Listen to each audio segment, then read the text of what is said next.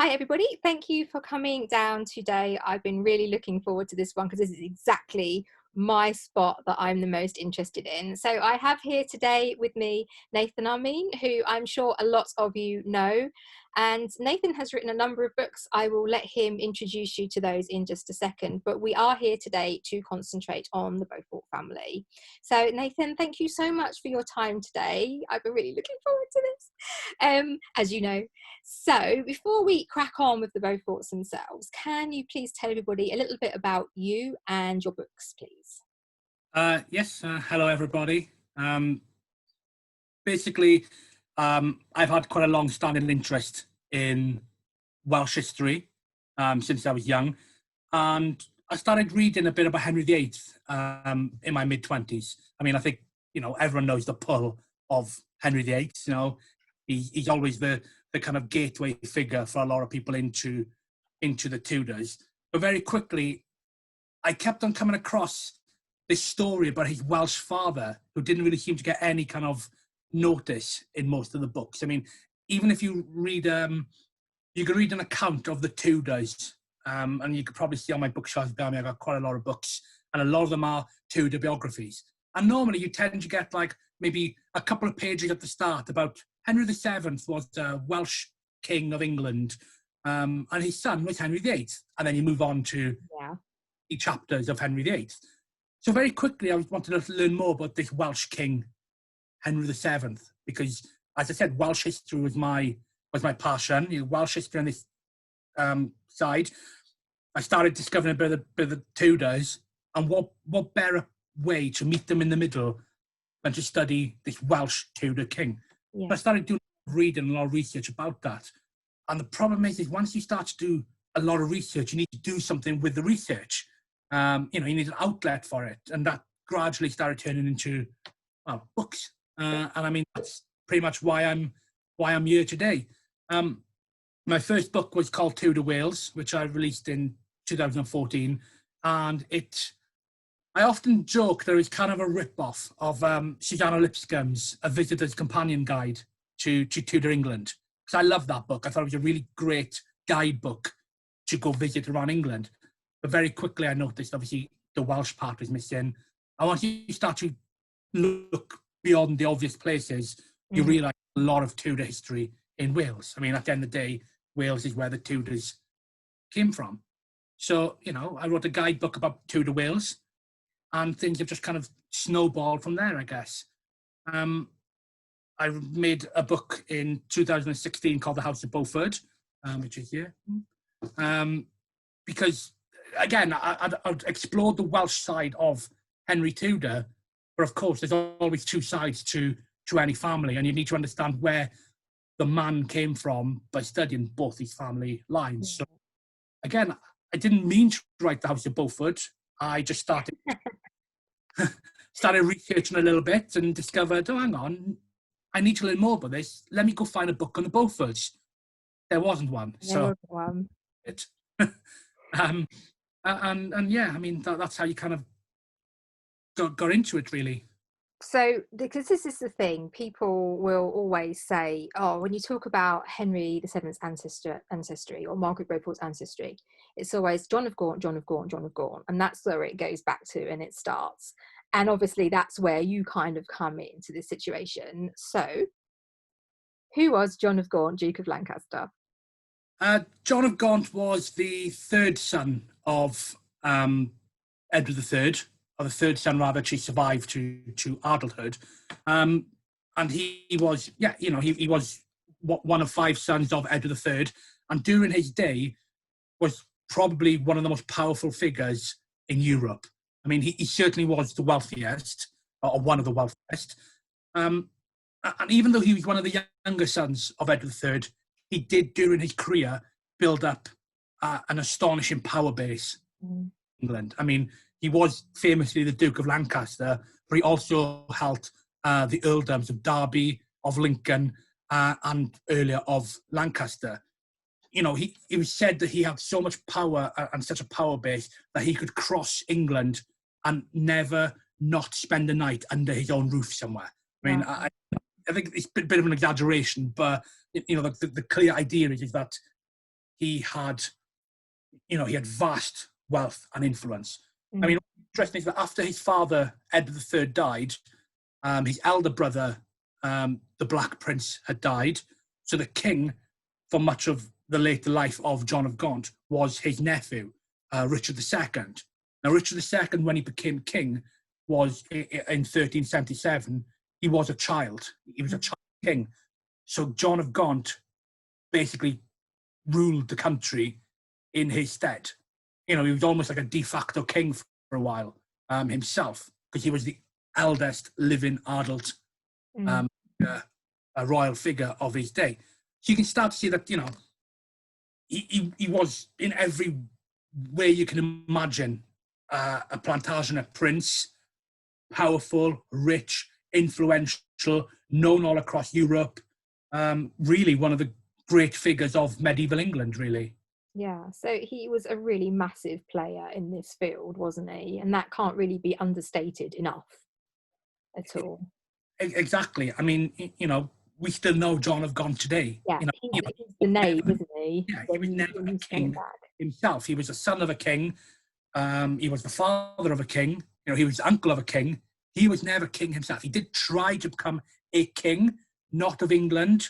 At one point, he tried to become king of Castile. Yeah. In modern-day Spain, because his second wife was Constance of Castile, a daughter of one of the kings. And, as we often know during medieval England, there was often fights for control of various crowns throughout the continent. And at one point, he did try to assert a claim to be king of Castile, because, he'd reached as high as he could in England. Yeah, yeah. The most senior royal duke of England. His plan didn't come to fruition. He was bought off with a lot of gold, which just added to his wealth. But yeah, there's very few figures that left such a commanding legacy than John of Gaunt. Yeah. So we just talked about, you mentioned Constance of Castile. She was his second wife, wasn't she? She was, yeah. First he was married to Blanche of Lancaster. But it was during his second marriage that we see enter a figure that I think people were very familiar with, Catherine Swynford, and she was his mistress. And that didn't make him very popular, did it? It didn't. I mean, the thing with John of Gaunt is, as he was the most senior royal figure for much of his day, England at that time was basically skint. I mean, the legacy of Edward III's famous wars with France had really hit the people hard. I mean, there was a lot of taxation going on, and the people were angry. They were upset. And the new king, Richard II, was just a child. So the figure, a lot of that hate, a lot of that anger was focused on was John of Gaunt. And this that did lead directly to the Peasants Revolt in 1381, where one of the main targets there was John of Gaunt. Now, a decade before this, he had been in a very public affair with, as you say, Catherine Swynford. So John of Gaunt was deeply unpopular, not because of the relationship, not because of the extramarital affair, but because of the taxation problems that were happening. But of course, the fact he was flaunting his mistress around London didn't help. It was just another stick, really, to beat him with. Now, we know that John of Gaunt was involved in an affair with Catherine Swynford from at least 1372. And we know that because that's the date that she started to get a lot of gifts and a lot of payments from John of Gaunt. So we still have John of Gaunt's existing payment records. And it's in there we see a lot of payments made to a woman who is called his beloved dame, Catherine Swynford. So for a decade, so throughout the 1370s, payments are constantly made to Catherine Swynford at her manor where she lived, which was in Kettlethorpe in Lincolnshire. And these payments were made to her by John of Gaunt, and they were often for things such as wood for renovations, timber for fuel. I speculate that what John of Gaunt was doing was he was really trying to improve her living standards at Thorpe Manor. Now, why would he do this? Well, during that decade, she gave birth to 4 children of John of Gaunt's. Yeah. got a mistress cooped up in this manor in Lincolnshire. She's having his children, and he's constantly giving payments to her to make her living quarters better. Mm. But by the end of the decade, so I think 1378, John of Gaunt was no longer showing himself in public with his wife, Constance of Castile, but rather with his mistress. So Constance was not being kept, but we don't know whether she was happy, we don't know whether she was sad. What we know is that she seemed to spend much of her time at some of the more famous Lancastrian fortresses, such as, when I say Lancastrian, I don't mean the county of Lancaster, I mean lands belonging to the Dukedom of Lancaster. Yeah. Stayed at places like Hertford, Tutbury, Kenilworth, for example. These are places connected to John of Gaunt, and his wife was basically just there. Mm-hmm. He was in London a lot, especially at his palace in Savoy, and it was there that he had Catherine Swynford with him. I mean, there was a chronicler at the time called Thomas Walsingham, and Thomas Walsingham hated John of Gaunt. I mean, again, this was a political hatred, but also he was a churchman, and I don't think he looked kindly on the way John of Gaunt was living. Yeah. So he's a biased source, but historians, we've got to take the sources as they come to us. And he was one person who left a note in history, in his chronicle, where he called Catherine Swynford John of Gaunt's unspeakable concubine. Oh. And also admonished the Duke. He was very scathing about the Duke of Lancaster, because he said that John of Gaunt was holding Catherine Swynford's bridle in public, not only in the presence of his own wife, but even with his people watching on in all the principal towns of the country. Mm. He's basically getting criticism for showing Catherine to everybody. But Gaunt didn't care. I mean, 1370s, he's the most powerful man in the kingdom. He could have done. He was literally doing what he wanted to do. The problem came in 1381, the Peasants Revolt. Mm. I mean, the country rose up against the royal administration. People were killed. John of Gaunt barely got away with his life. I mean, his son, the future Henry IV, Henry of Bolingbroke, his life was actually saved when he came under attack in the Tower of London. The people really went after the Duke, and one of the consequences of this was he was forced to basically end his relationship with Catherine Swynford. So basically, the relationship really existed in its first phase from 1372, when we know the payments were made, to 1381. A decade-long relationship. During 4 children were born, but then he had to openly say, "I will no longer be hanging around my mistress." It was called a quitclaim. It was a legal document where he openly ended all relationships with Catherine Swynford, and that was a consequence of the wider problem of the vote. So that's how they pretty much got involved. I mean, how they got involved seems pretty basic. She was his governess. She worked in his royal nursery. He had children from his first marriage, so she was his, in his nursery, and I'm sure at some point their paths must have crossed. Yeah. One thing that no one ever mentions with regards to these two is that Catherine Swynford was originally from a place called Hainaut in modern day Belgium. That's where John of Gaunt's mother was from, Philippa. So I wonder whether there was a personal connection between these two based on their shared heritage. Yeah. English Channel, because we all know that Edward III's wife, Queen Philippa, was one of the most highly regarded queens in English history. Mm. She seems to have been a great mother. All her children looked up to her. It's one of the only points in English history where you've got 5 sons and none of them go to war with each other. Obviously, all their descendants went to war with each other 100 years later during the Wars of the Roses, but all 5 sons seem to generally get on well. Yeah. Rebel against their father, they didn't rebel against each other, and some people put a lot of that down to Philippa, Queen Philippa.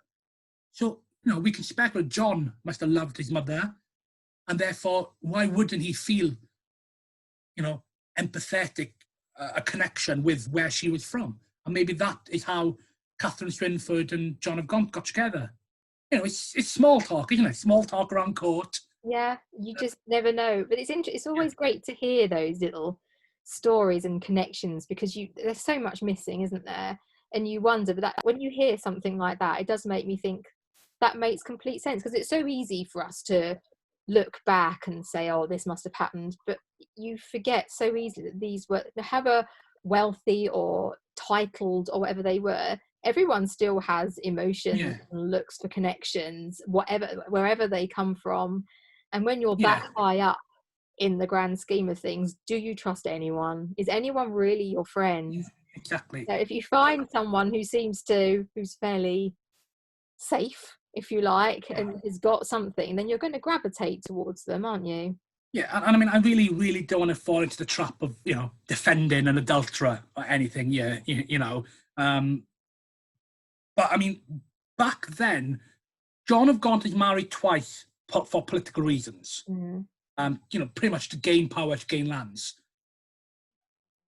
I think there is an element of, I am loath to try and say, it's this wonderful love match and things. I think we have to be sometimes a bit more cynical about history in that way. But I do think that's probably as close to a love match as I can find for myself in history. Yeah.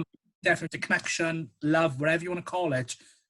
And I think they just gravitated towards one another. And it's very difficult to criticize him for that. Again, I know it sounds like what we're saying here is we're defending him for cheating on his wife, which obviously, today none of us would accept or put up with that and so on. But back then, if he's married to a woman that she's just there for her lands, that's the sad reality of life back then for royal princes. And he's come across this woman that he felt deeply for.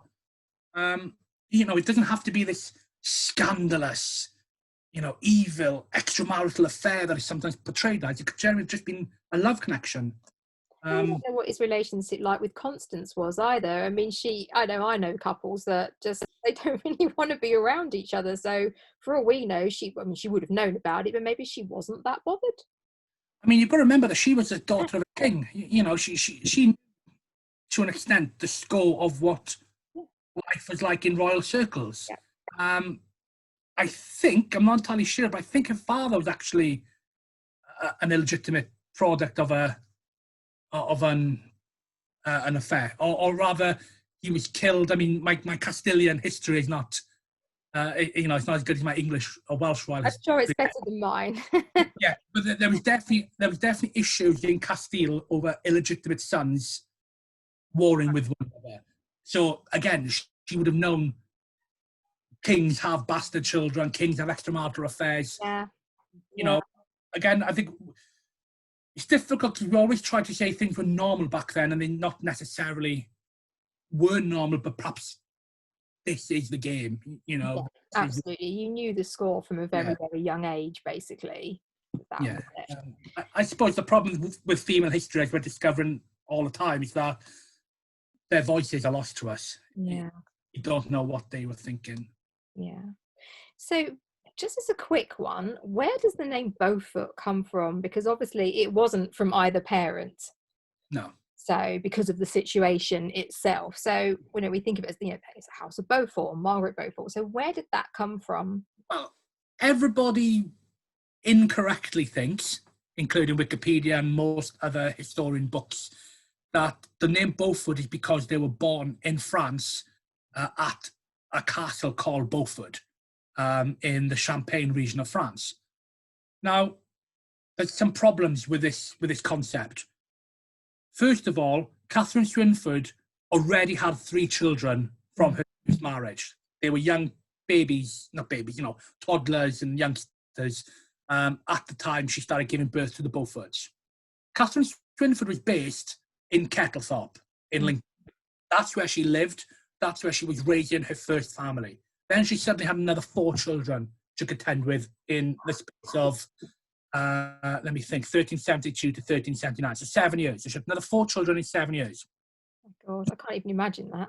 Yeah, she was not leaving Kettlethorpe. She was not going to France constantly to give birth. I mean, the concept is, you know, as anyone who's had a child will know, you know, you're not going to be doing that regularly, that trip, before modern transport, you know. So I think it's fair to assume Catherine Swynford stayed in Lincolnshire during the 1370s, and that's, for me, where the Beauforts were born. They were born in Lincolnshire. You know, nothing is 100% fact often history, but I think that's, for me, that's as close to being nailed on as it's possible to get. So they weren't born in France. The second problem with the idea that they were born in France is that John of Gaunt did own a castle and a lordship called Beaufort in France. However, he lost this castle to the French in 1369. So 1369, John of Gaunt's castle of Beaufort has been stolen back by the French. The first Beaufort child was born in 1372. So that's 3 years later. You can't have a child born in a castle you no longer own.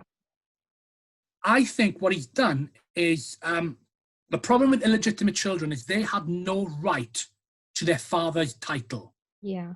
Equally, it wasn't considered right for them to use their mother's married name. So you couldn't call him John Lancaster and you couldn't call him John Swynford. Mm. They had to have some name. And John of Gaunt gave them the name Beaufort. And I think what he's done is he's looked around and he's thought, I need to give them a name that connects to me but doesn't cause any problems in future. Right, yeah. And what I mean by that is if he'd named them after one of his other castles he still owned, like Kenilworth, if he called him John Kenilworth, in time, his one legitimate male heir, Henry of Bolingbroke, the future Henry IV, you know, he doesn't want his brothers having a name of one of his castles. Maybe that would cause some enmity, you know, some jealousy or some problems. He's given him a name, the Beaufort, that's not going to cause any problems. Yeah. He still connects to him. I think it's as simple as that.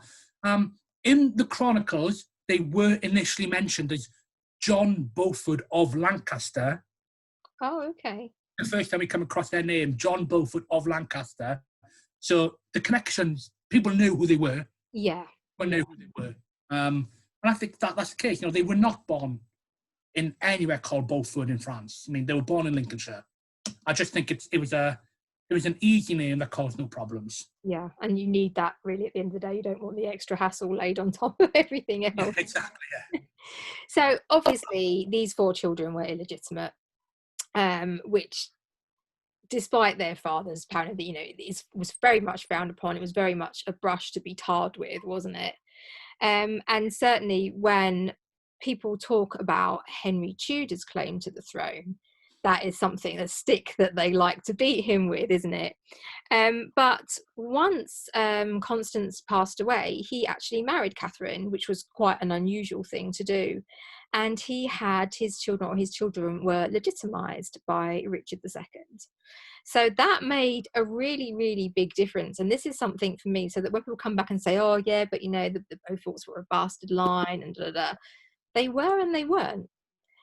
In the end, I suppose, you know, people, how people want to view it, but it was in both civil law and canon law, it was accepted now that these children were legitimate after their parents became married.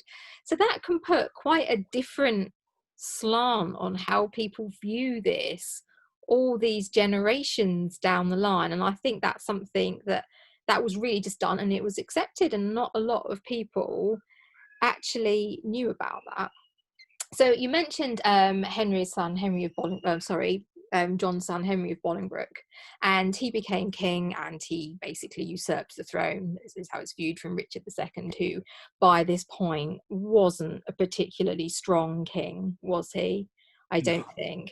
So this was great for the Beauforts because now they were half siblings to the monarch, and they enjoyed a very sort of prolific career in politics as a result, obviously, of the union. But it wasn't, he didn't just have them there because He felt he kind of had to because of their relationship. They Yeah. were very, very efficient in what they did. So we'll tell us about them, basically. Tell us a little bit about each of them. I know there's lots to tell, but we've got to kind of nutshell it a little bit, haven't we? Yeah, I mean, it sounds like you're the champion of the Beauforts rather than me with that little, you know. I do quite like them. Possibly. I know they're a bit like, but I don't. Yeah, the key thing is that what we've got to consider, first of all, just to go back to the legitimisation, is that up until they were legitimised, they had no right to any titles. They had no chance to obtain preferment in the church.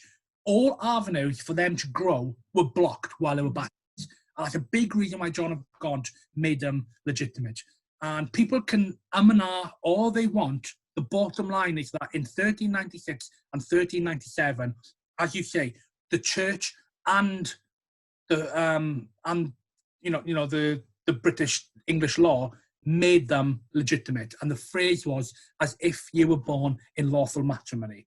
You know, it was beyond, nobody could doubt or discredit this. They were legitimate. And as soon as they were made legitimate in their early 20s, you know, they were like a rocket. They flew.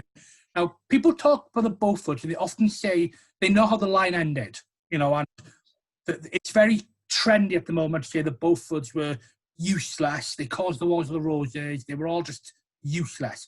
People forget that first generation were incredible. Yeah. I mean, you got 4 children. So you got the oldest, John. I always say that John, he was the jousting nobleman.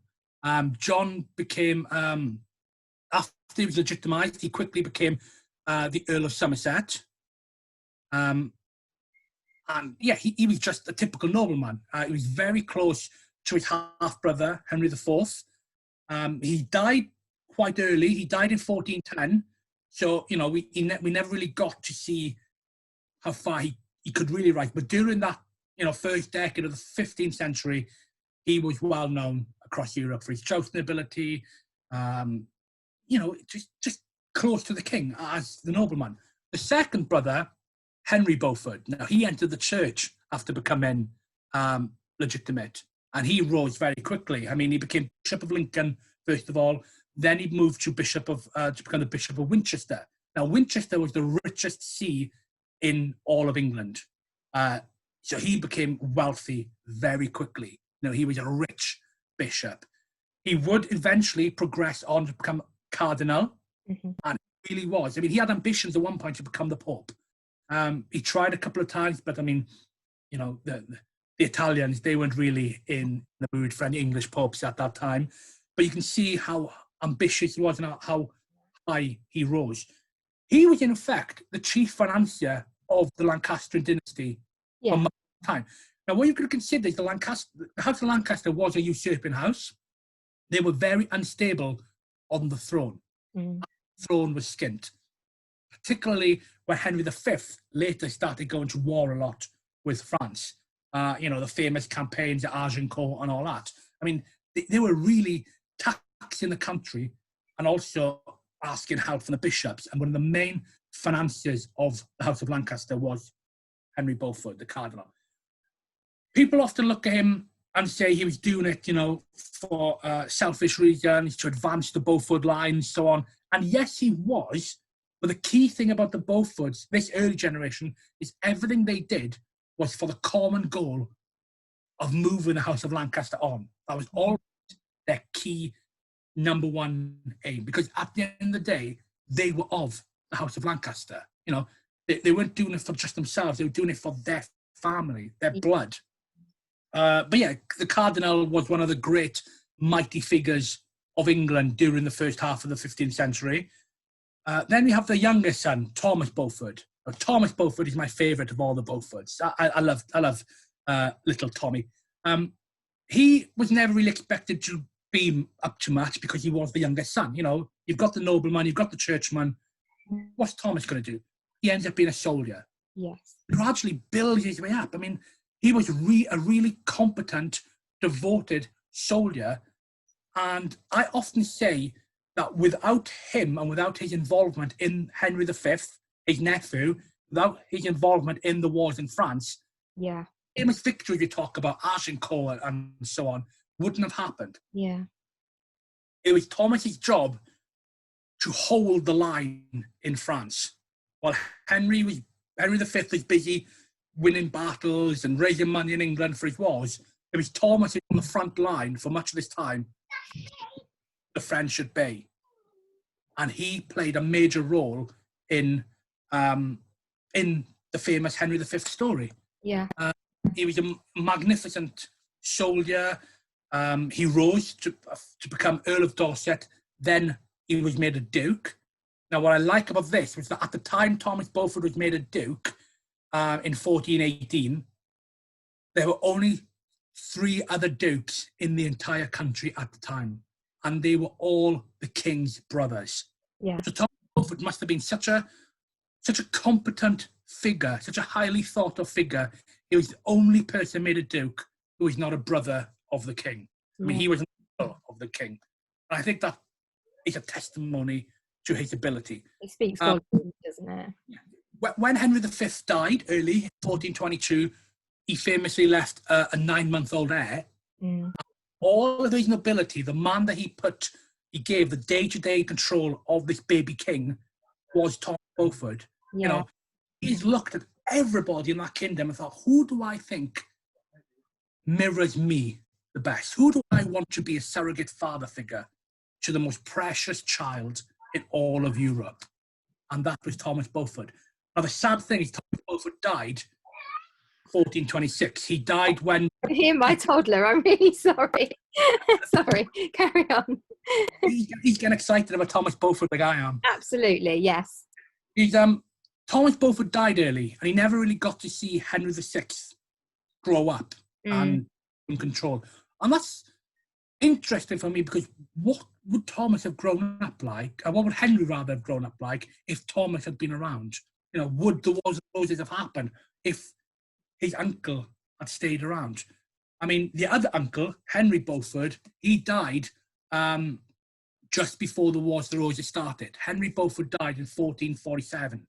Again, if he had managed to stick around, would the Wars of the Roses have happened from the younger generation? The old guard have died out. Yeah. The younger generation have come through like a battering ram and weren't able to keep everything together. The youngest of the Beauforts was Joan Beaufort, and she is a fantastic figure. Obviously, female history at the moment, rightfully so, is very popular at the moment. You know, we're really having some great historians do a lot of work looking at, you know, the females whose voices have not really been heard in the past. And I think somebody should really go on and really chase up the story of Joan Beaufort and what she accomplished. Because I'll break it down very simply. I believe without Joan Beaufort, there would have been no rise of Richard III. Richard III owes a lot of his accomplishments, his rise to become king, to Joan Beaufort. And how that happened is because Joan Beaufort married a chap called Ralph Neville in the north. It was a good match for her. She had just been legitimised, so she was now a fully fledged granddaughter of a king. Yeah. You know, her first marriage wasn't a great match. It was just a minor baron. But once she got legitimised and he died, she was suddenly worth a lot. Yeah. So she married Ralph Neville in the north. Now, Ralph Neville also had children from his first marriage. But what Ralph and Joan did, was they actually disinherited all of the children from Ralph's first marriage, so that their own children, which I call the Beaufort Nevilles, to them all the power. That is ruthless. Yeah, it really is. Yeah, I can see the logic in it. I mean, Ralph Neville has looked at his two lines and gone, they're descendants of kings now. Yeah. Let's put my trust in them. And of course, one of their children was Richard Neville, the Earl of Salisbury, and their grandson was Warwick the Kingmaker. So that paid off. Not only that, through their daughter Cecily, grandchildren also included Edward IV Yeah. and Richard III. Yeah. All of the Northern Neville power base, Sheriff Hutton Castle, Middleham Castle, all these famous Richard III related castles in the north, came to him because Joan Beaufort married Ralph Neville. He gained a lot of power by being married to who was then the king's sister. Yeah. I say that what people don't realise is if they like Richard III and they hate the Beauforts, Richard III was of Beaufort blood himself. Yeah. Is not, and all of these famous castles that we love and know today as Richard III's castles are because of Joan Beaufort. And also, if you want to think about it in a different way, the first Beaufort King of England, or Beaufort-blooded King of England, was not Henry Tudor, it was Edward IV. Yeah. He was the first Beaufort-blooded King of England. People often don't think about things in that context, I mean, Joan Beaufort had so many children that the Wars of the Roses pretty much is a war, not between the descendants of Edward III, but a war between the descendants of Joan Beaufort. They're just Beaufort cousins everywhere, all killing each other. The Stafford family, the Percy family, the York family, they're all descendants, they're all grandchildren of Joan Beaufort, all fighting each other, all killing each other. That's literally what it was. Yeah. It's like, so if someone needs to write a book about Joan Beaufort, any suggestions who might like to do that? I mean, I could, but I think perhaps you could. I think there's definitely a book in. I mean, the problem is, as we know, with a lot of female history, there's not too much of their own voices available. I mean, there's a reason why I condensed it into my own book. But I think with some really good probing, I mean, there's some great historians out there doing great work on female history. I just think there's definitely the potential for a good book on Joan Beaufort. I think it would be very, very popular, very insightful. People always talk about Margaret Beaufort when it comes to the Beauforts. There's two Joan Beauforts who are fascinating. There's the Joan Beaufort I mentioned, and her niece, Joan Beaufort, became Queen of Scotland. Yes. And both magnificently strong and determined women. And I don't know why determined is often used as a negative trait when it comes to Margaret Beaufort. These were assertive women playing a man's game. And I think that all three of those Beaufort women are deserving of respect for the part they played in shaping our history. Yeah. I just think, yes, Margaret Beaufort's obviously, the cash cow, should we say, of the Beaufort world. But, don't look past the two Joans. There's some great history to learn from them too. Right, I shall keep on at you about that then. You need to write another book, Nathan. You need to write another book, Nathan. You need to write another book, Nathan. Right, okay. So, in terms of, Henry Bolingbroke, when he became king, he suffered some ill health, didn't he? And there came a point where his son looked to kind of take advantage of this situation. And at that point, because it looked like his health may not recover, at that point, I think the Beauforts were sort of caught in, they've been very loyal to the king, he's their sibling, but this is the way things are going to go, realistically. And so that's kind of the line that they started to follow, and they very much supported him. But then, of course, there came that point where Henry rallied a little bit, and he seemed to be getting his health back, and he said, no, I want my kingdom back. And he called a parliament, didn't he? And he kind of went, you out. And he made quite his displeasure with his son and with the Beauforts a little bit plain, but they were still there. And then he passed away. His health failed again, and he passed away. And his son, again Henry, was very appreciative of that sort of respect and that loyalty that they had shown to him all that time. So they really continued to climb with him, didn't they? It did, yeah.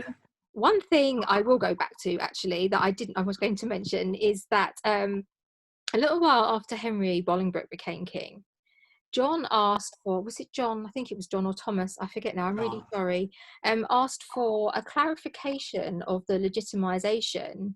Now, why do you think that he did that? This is the interesting question that always comes down to the Beauforts being legitimised or not, or rather being able to take over the crown. In 1407, so a decade after they were made legitimate, John Beaufort requested that for confirmation of the Beaufort's legitimacy. Now, I think a couple of reasons why he did that. 1406 and 1407 is a year when Henry IV seemed to be dying.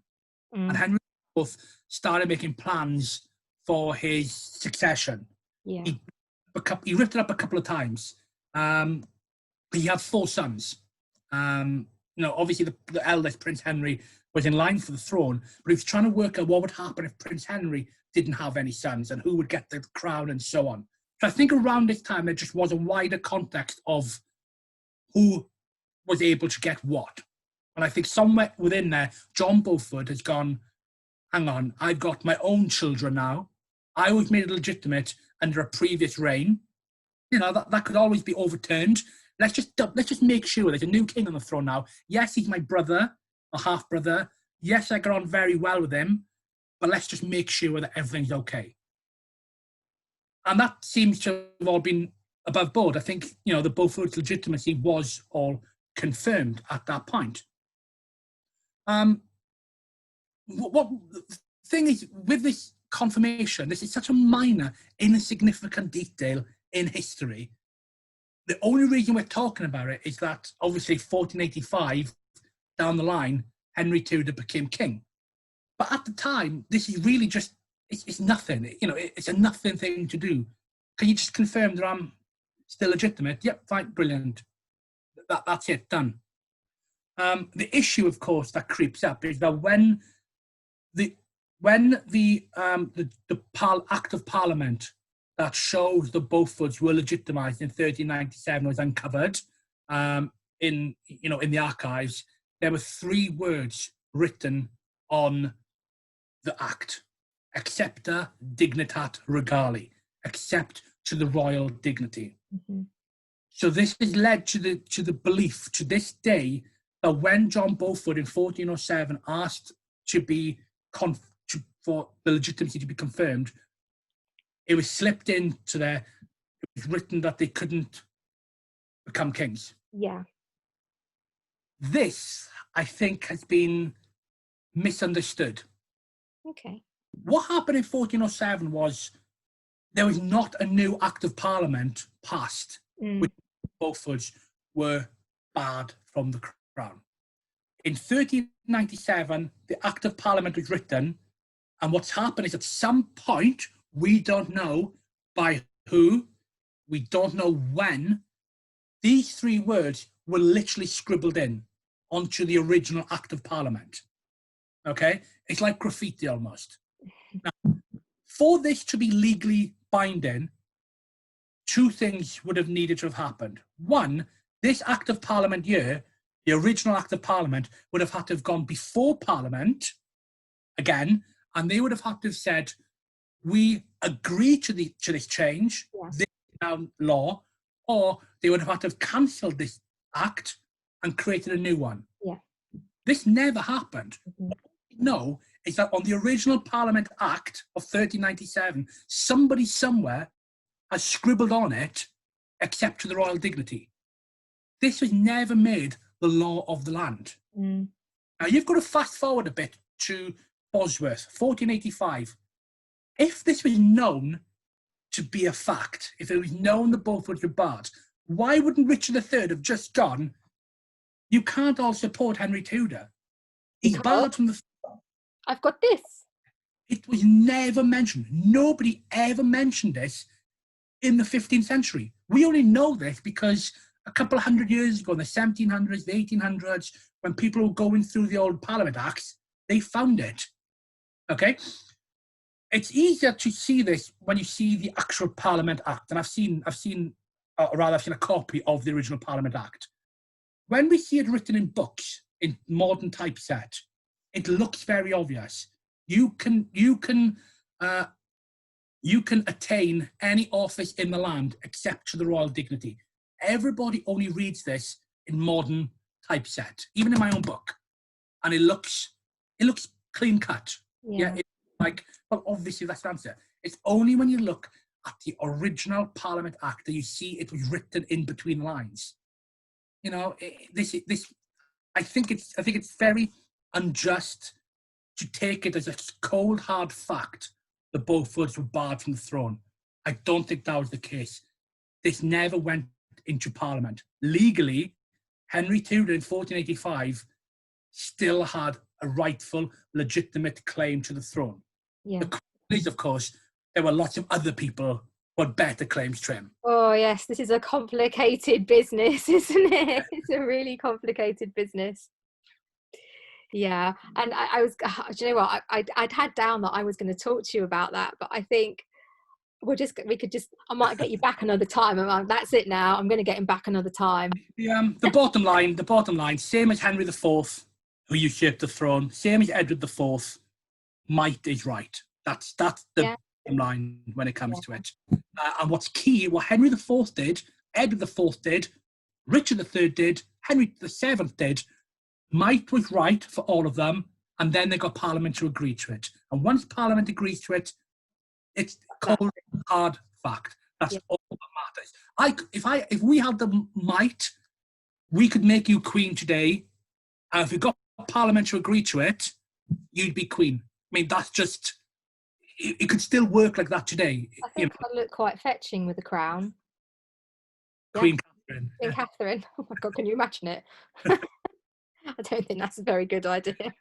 I think people get a bit too emotive when they discuss right. I just don't think it's irrelevant. It doesn't matter who's right. At the end of the day, it's happened and that's it.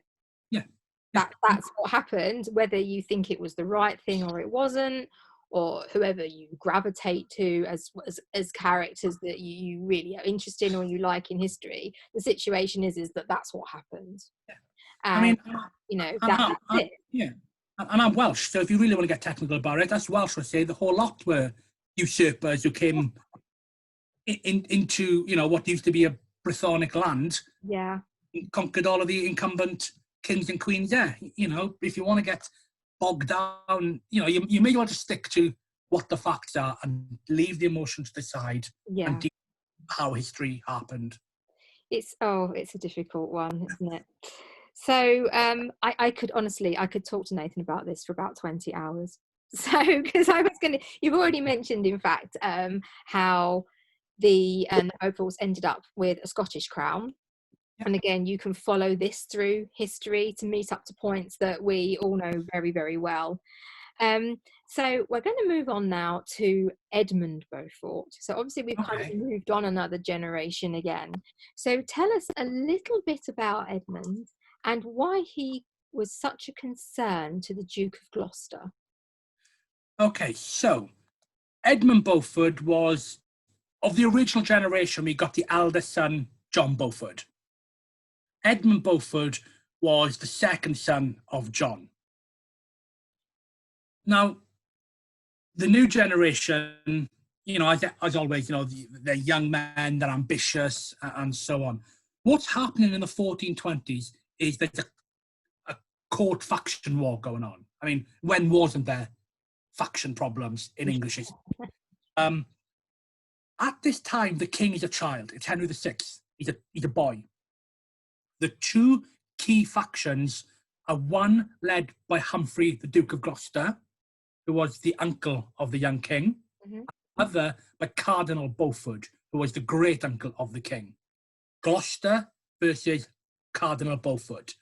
Yes, they were uncle and nephew, but they hated each other. They were at war for 20 years with each other over who controlled England, who was the main man in England.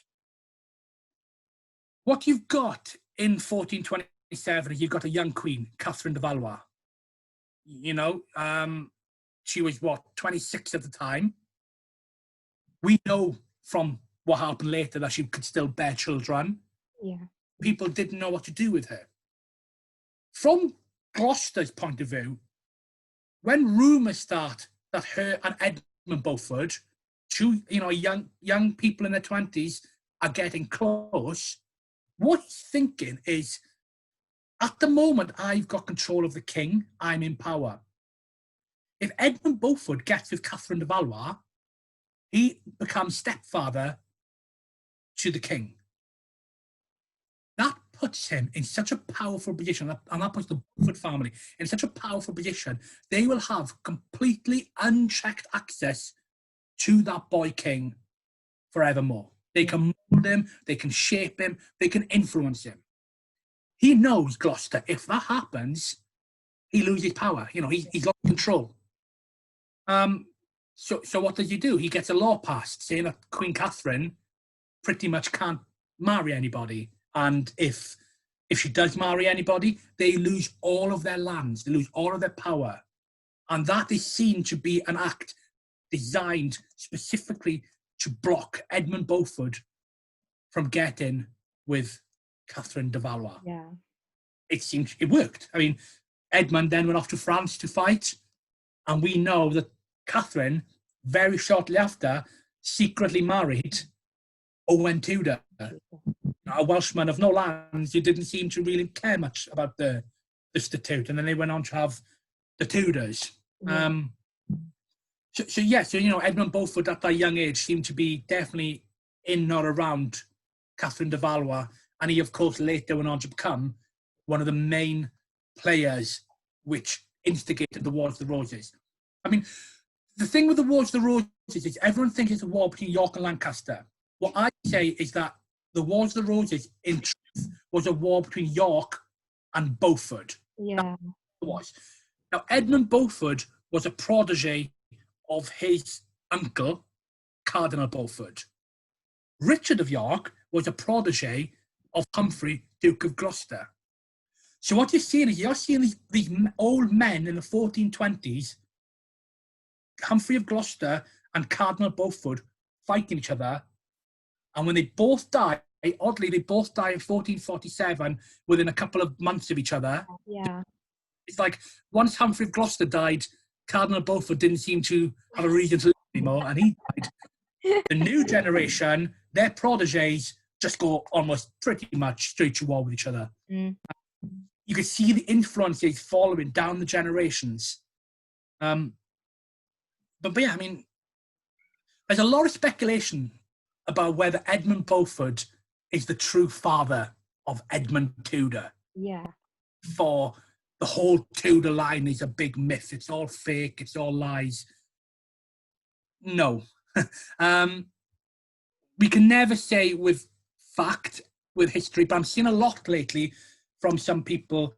They put things such as Edmund Tudor in inverted commas. Okay. Saying that he's not really a Tudor, he's the son of Edmund Beaufort. The problem with that is that nobody ever said at the time that this boy, Edmund Tudor, was the son of Edmund Beaufort.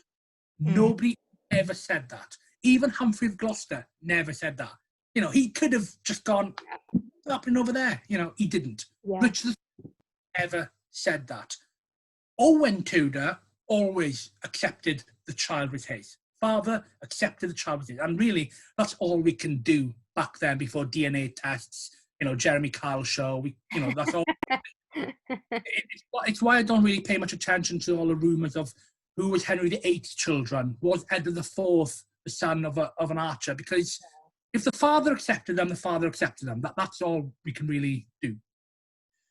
But everybody raises the question of why was the son called Edmund? If the son was called Edmund Tudor, he must have been the son of Edmund Beaufort. And I think what people are not taking into account there is there's many explanations why that child was called Edmund. We know that Edmund Beaufort and Catherine de Valois were apparently close. Could Edmund Beaufort have been the child's godfather? You name your child after the Godfather back then. Edmund could have served as the Godfather. There's that. It could have been inspired by St. Edmund the Martyr. Okay, Edmund the Martyr, his feast date was the 20th of November. What if the child was born on the 20th of November? We don't know the child's birth. You name it after the saint. We know the child was born, Edmund Tudor, was born in a place called Much Hardham in Hertfordshire. Okay, that is less than 50 miles away from St. Edmundsbury, which is today known as Bury St. Edmunds, where the shrine of Edward the Martyr was located. So this child is born very close to where St. Edmund's shrine is. Could have been, you know, Catherine de Val was obviously living around that area at the time. Perhaps she's got to know who St. Edmund the Martyr is. You know, perhaps Owen Tudor started visiting the shrine. You know, there's explanations. You know, come on, I mean, if Catherine de Val had a child with Edmund Beaufort secretly, are they really going to name the baby after the father? Yeah, that's a little bit too blatant, isn't it? Yeah, you know, that's a complete middle finger. I just don't think there's grounds for the whole claim. I mean, and ironically, if Edmund Tudor was a Beaufort, surely it would just strengthen Henry Tudor's claim as being of Beaufort blood. But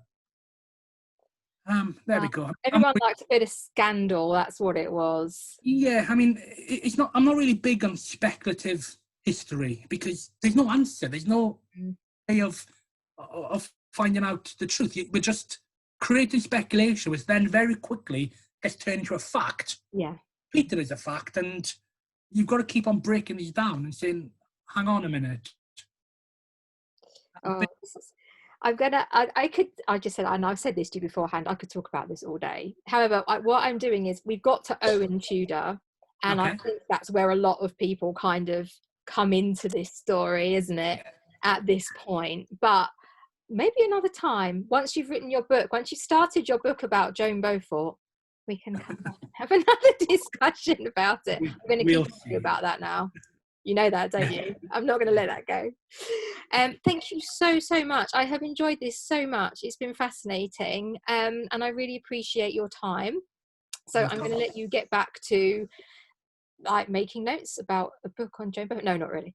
To the rest of your day. But thank you so much, and I will speak to you soon. No problems. Thank you very much. Cheers. Take care. Bye-bye. Goodbye.